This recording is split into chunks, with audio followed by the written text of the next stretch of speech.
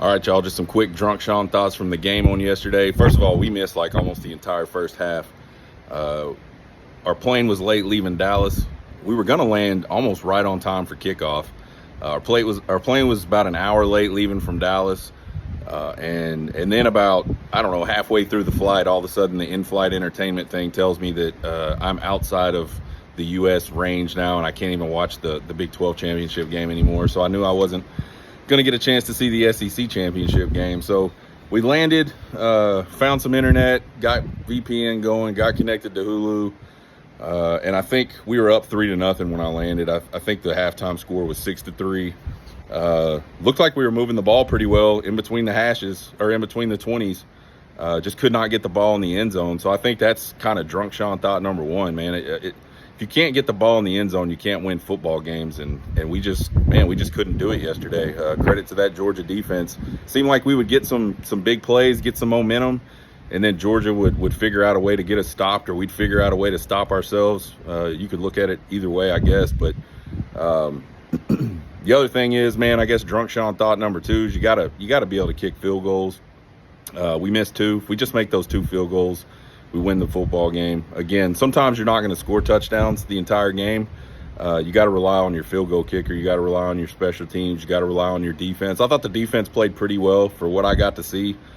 We really didn't get a chance to watch much of the game until the second half. We finally found a bar here at one of the hotels locally that had the game on. So second half, you cannot let the backup quarterback come in and go right down the field and score a touchdown, especially the way they did it. They just kind of ran like a little, it was like a really simple, really easy, bunch of easy reads for him. Just get the ball out and let your guys make plays. And we didn't do anything to make it hard on them. So, again, man, Kirby Smart kind of shows up and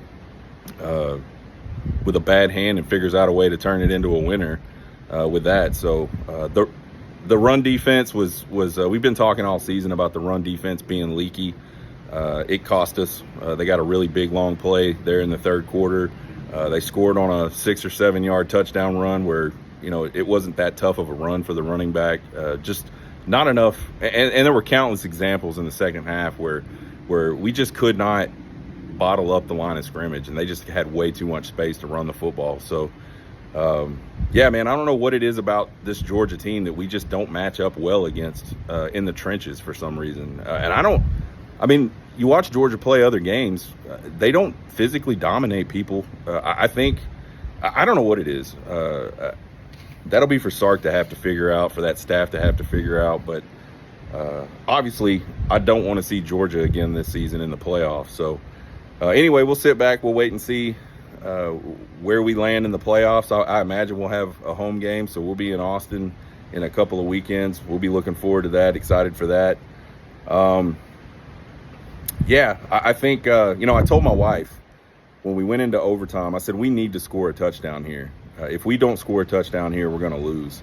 And that's exactly what happened. I just knew that Kirby Smart, Mike Bobo, they would find a way to get the ball in the end zone. Whereas we had done everything we could to just not get the ball in the end zone the entire game. There's been a lot of chatter about penalties and things like that on the internet. I don't know.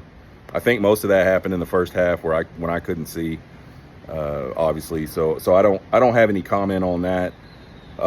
Missed opportunities. We dropped a lot of balls that I saw. We had opportunities to get 2 fumbles late in the game that we just didn't get on. I don't know what happened on the interception play.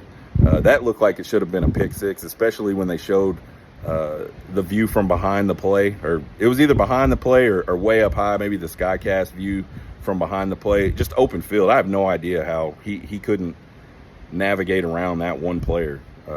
So I don't know, just little things like that don't go your way, can cost you football games.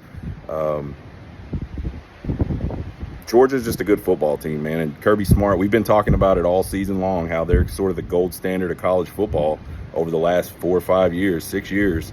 And they proved why again yesterday. They're just better. They beat us on a neutral field. They beat us at home in a lot of different ways. They did it without their starting quarterback. So it is what it is. We're disappointed, but we'll get over it. We won't have any content for the rest of the week until probably Thursday or Friday. I'm gonna enjoy this vacation. I hope you guys are having well, it's Sunday, I guess. I hope you guys have a good week coming up next week. Again, we'll be back Thursday. I'm gonna spend the rest of the next few days enjoying this behind me. Pretty water, nice pool.